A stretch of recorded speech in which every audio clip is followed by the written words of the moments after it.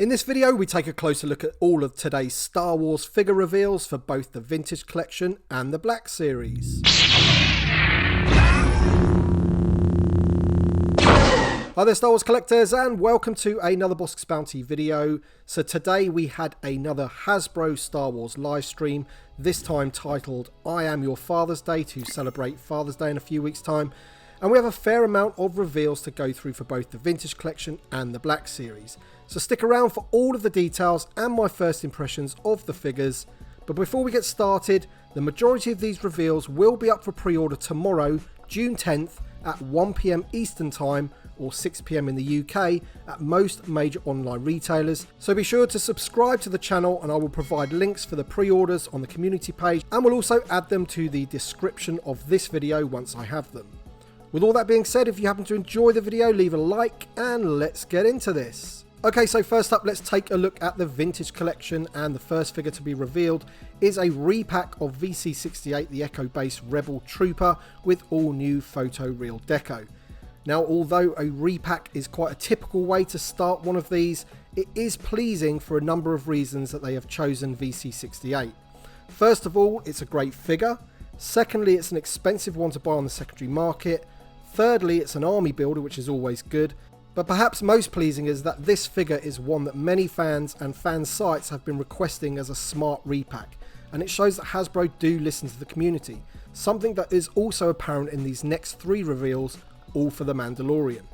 First up, we have Bo-Katan, which of course is an obvious character for them to choose. However, Bo-Katan was at the top of many fan votes and also won the recent bracket held on the SWTVC Instagram page. Now, I have to say that this figure looks absolutely stunning to me. The detail looks great, and she will also come with a swappable helmet and head, very much like the Din Djarin figure that we got last year. Obviously, the sculpting of her hair makes it quite large, so to put a helmet over that, you can just imagine that the helmet that we would get would be completely out of scale, oversized, so it's great that they've gone down the route of having a swappable head and helmet. So I'm very pleased with this one, such an iconic character from Star Wars and of course from the Mandalorian Season 2, and the figure looks a really good representation.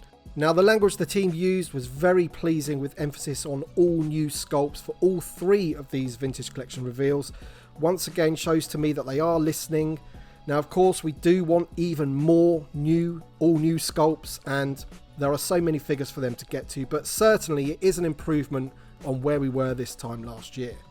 Next up, we have the Mythrol, and I've got to be honest, this one came totally out of left field for me. Complete surprise. I did not expect this one at all, but man, it is a welcome surprise. As I mentioned on the live stream, Mythrol is one of the first characters to board the Razor Crest in Season 1, so it'll be a really good figure to have when we finally get our hands on the Haslab Razor Crest. Again, an all new sculpt, and my word does he look great. This one was the pick of the bunch for me. As I mentioned, a complete surprise, but a really welcome one. So this will be the first time this character has been created in any scale, so it is a small win for the Vintage Collection fans. Now, before the final reveal, the team gave us an update on the Razor Crest and showed a video of the photo shoot where they were taking some awesome pictures with the off-world Jawas, taking it apart and things like that. We got to see lots of the detail, which does look absolutely fantastic. It's got to be said, it looks amazing. Now, of course, the Haslab model, the whole thing isn't ideal, but that is the way it is, and that's the only way we could get our hands on this thing. And I can't wait for it. I think it looks absolutely amazing. Now, during that video, we did see a very small glimpse of the next reveal, and that is, of course, everyone's favourite Ugnaught, Quill. So finally, Quill has been revealed, and this figure alone shows why I prefer 3.75 over 6-inch figures. Something about the proportions of 3.75 just works in my opinion. This version of Quill looks so much better than his 6-inch counterpart. But hey, that is just my opinion. I may be slightly biased towards 3.75. I don't dislike the 6-inch figures, but I just think that this one looks better in my opinion. Like you, I've been wondering why we didn't get Quill in the first wave of Mandalorian figures, but I think it'll be more than worth the wait. He looks great. And what did actually surprise me was the choice of colour that they've gone with for the name pill, because usually the colour that they use for these images, this turquoise colour, is the colour that they go with the name pill and behind the figure. And I don't know, I kind of imagined Quill with like a sort of sandy colour or something. Certainly not turquoise, so we'll have to see how that turns out when we actually get to see the card back. Before I move on to the Black Series, I just want to touch on the pipeline reveals. So no dates have been set for these figures, but it's still nice to know that they are coming. First up, we have Bib Fortuna. Wow, a figure I and many others have been banging on about for ages now, or what seems like ages. We should have got him when the Jabba's Palace playset was released, but I guess it's better late than never. This one, I feel like Lando, will be an all-new sculpt, as previous versions aren't anywhere near today's standards. Same goes for Lobot. Very, very pleasing to see that he will be coming to the vintage collection, but again, it does seem a little bit late. He really should have been released when the Carbon Freezing Chamber playset was released, but still, a welcome surprise and a welcome addition to the line. Now, the final pipeline wasn't for a figure, but for another playset, this time from the Mandalorian. They are going to be creating the Navarro Cantina playset. Now, I just hope that they don't make the same mistakes with previous playsets and we actually get some of the figures for it. Of course, we've got the main guys already, like Greef Karga and the Mandalorian himself, but I feel if you're going to be doing a Navarro Cantina playset, you're going to need some of the aliens. Now, there is plenty to choose from in the Cantina, but my hope and my pick would have to be for those awesome looking Trandoshans that are standing by the bar. That would be flipping awesome. Okay, moving on to the Black Series, and we have 12 figure reveals to quickly look at. First off, we have 5 repacked Rogue One figures with all new photoreal deco. We have Jyn Erso, Cassian Andor, K2SO, who has new coloured eyes, Chirrut Imwe, and Baze Malbus. All of which will be repackaged in the new style of boxes with a turquoise colour to the box style. But that wasn't it. We also had 3 brand new figures to look at from Rogue One to go with the set. First up, they revealed Bodhi Rook, which I have to say looks absolutely fantastic. Really, really good figure, this one. He comes with his backpack thing that contains the cable, which will actually work using a piece of string that you can recoil back into the backpack, which seemed a pretty cool feature. The face sculpt and deco looks on point with this figure. Really, really good. Can't wait for this one in the vintage collection as well.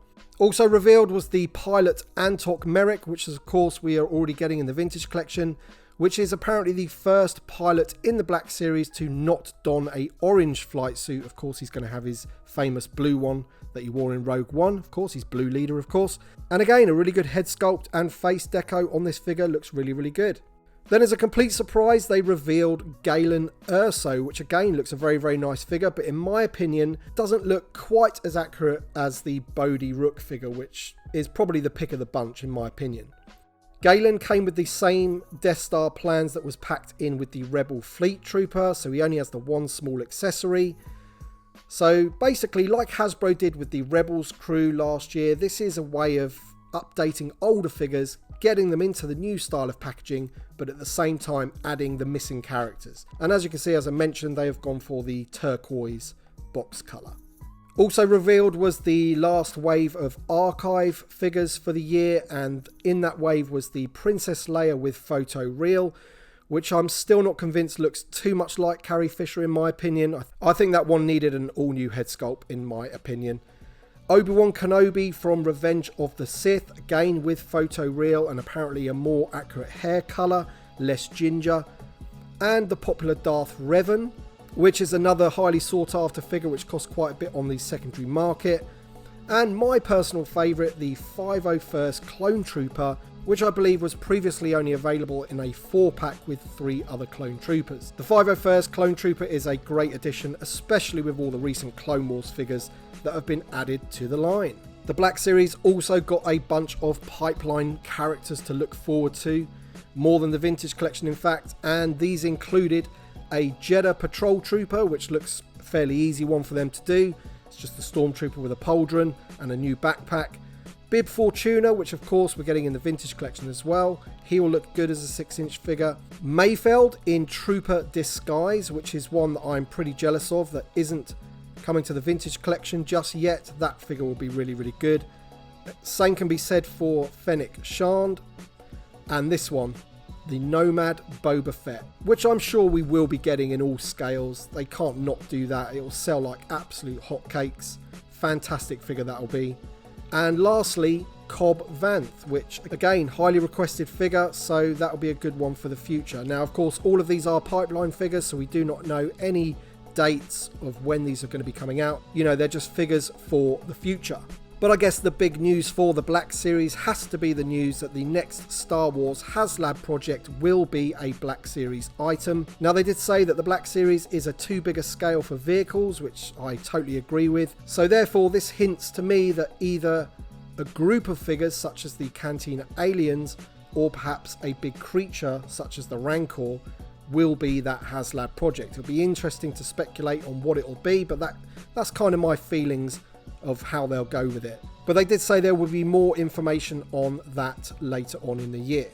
Alright then, I think that's about it. Let me know your thoughts in the comment section below. Be sure to come back for the pre-order links. As always, thank you very much for watching, and we shall see you on the next one.